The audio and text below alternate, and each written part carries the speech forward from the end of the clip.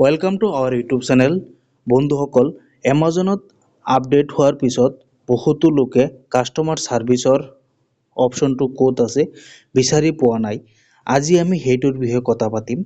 চাওক, প্ৰথমে আপুনি এমাজন এপটো খুলি ল'ব। তাৰ পাছত লাষ্টত চাব মেনুত ক্লিক কৰিব আৰু ছাইডত চাব your things, account and help. Account আৰু হেল্পত ক্লিক কৰিব। তাৰ পাছত আহিব কাষ্টমাৰ ছাৰ্ভিচত ক্লিক কৰিব। তাৰপিছত নতুনকৈ এটা অপশ্যন আহিছে, চাওক মেনেজিং প্ৰাইমত ক্লিক কৰক। চাওক, এতিয়া কাষ্টমাৰ ছাৰ্ভিচৰ লগত কথা পতাৰ কোনো ধৰণৰ ইয়াত অপশ্যন নাই, কিন্তু আমি ইয়াত ট্ৰিক ইউজ কৰিম। ট্ৰিকটো হ'ল ইয়াত চাওক, I want to cancel prime membership, এইটোত ক্লিক কৰিম আমি। এতিয়া চাওক, বহুতো মানুহে ক'ব I want to cancel my membership, কিয় ক্লিক কৰিলে, মইতো মেম্বাৰশ্বিপ লোৱাই নাই। সেই কথাটো এতিয়া কৈ আছোঁ।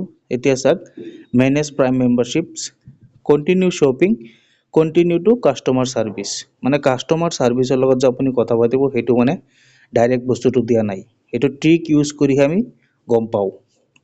এতিয়া চাওক, কণ্টিনিউ টু কাষ্টমাৰ ছাৰ্ভিচত আমি ক্লিক কৰি দিলোঁ। এতিয়া ৰিকুৱেষ্টিং কল, আপুনি কি ভাষাত কল কৰিব বিচাৰিছে, হিন্দী ভাষাত নহ'লে ইংলিছ। মই হিন্দী চিলেক্ট কৰিলোঁ, ৰিকুৱেষ্ট কল।